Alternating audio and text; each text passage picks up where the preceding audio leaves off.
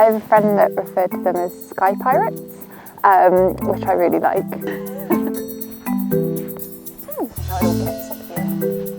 We must be doing like 10 to 15 kilometres every day. It's not easy, flat terrain, we're going up and down and it's squishy, boggy. There are pros to that. It's nice to have a job that means you don't have to go to the gym.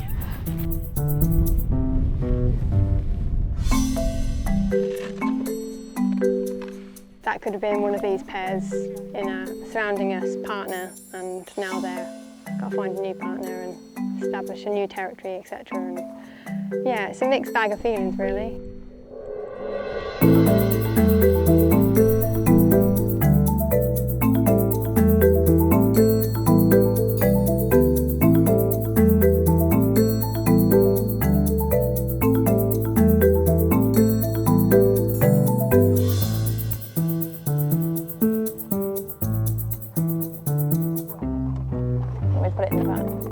Got the OS grid map and the 1 kilometre blocks, and then we're covering that kilometre squared to establish how many birds are in that area. Yeah, I think if we go That track and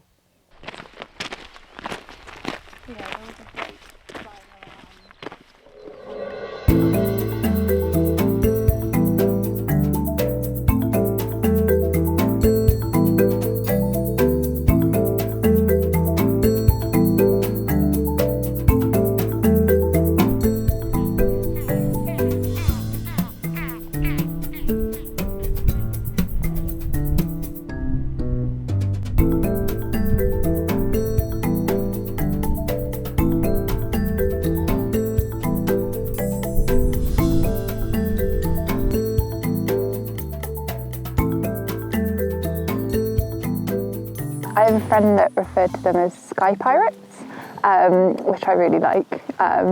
They have this very kind of powerful, I guess, aura around them. they know they're kind of at the top sort of feel. Yeah.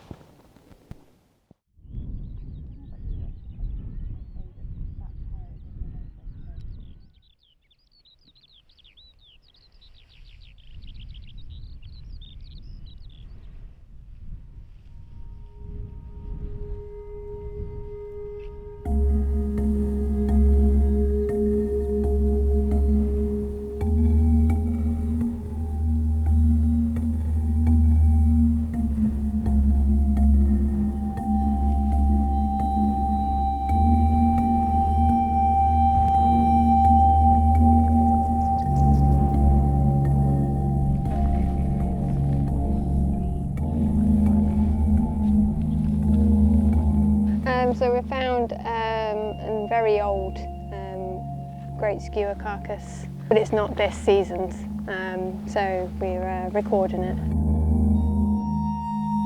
Slightly reassuring in that sense that it's from that year and now they can start fresh sort of thing, but we don't know. That could have been one of these pairs in a surrounding us partner, and now they're got to find a new partner and establish a new territory, etc. And yeah, it's a mixed bag of feelings really. Don't know.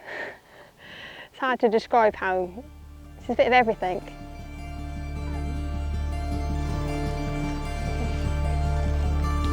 Yeah, I'm thinking that might be the one that's like yeah, it's on there, but there was one south around it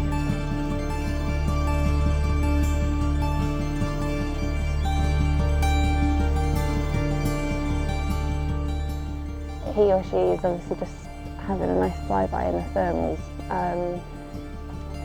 which doesn't necessarily mean they're attached to an area.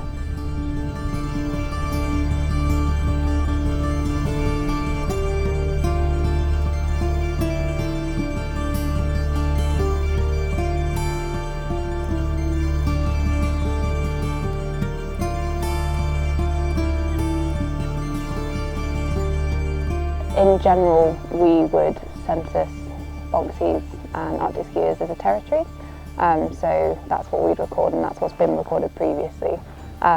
If we were to write down individuals, it then becomes quite hard to compare those two results, because we could say we saw 8 individuals, but if there were only 2 territories before, you can't compare those two results. So it's important we use the same kind of survey method, I suppose. And yeah, territories is generally the one we use for skuas. We must be doing like 10 to 15 kilometres every day. Yeah. I don't know and what that is in miles. about 6, 7 miles, and it's not easy flat terrain. We're going up and down, and it's squishy, boggy. You're kind of like walking with your high knees, sort of thing, constantly. So It you feels get, like you're going upstairs the whole time. yeah. I guess that's part of the beauty of being up here, right? It's like it is. We're at one. It's very satisfying when you see the birds, because it's like you've come all this way to get to them. Yeah. There are pros to that. It's Yeah. nice to have a job that means you don't have to go to the gym.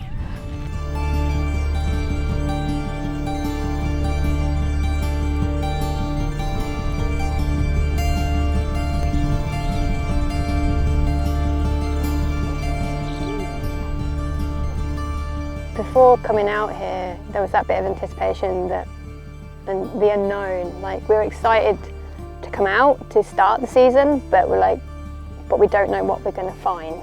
So it was that kind of A little bit of apprehension, I suppose. But now we're here and we're seeing what is or is not happening. and the birds doing their normal sort of behaviour. It's reassuring at the minute.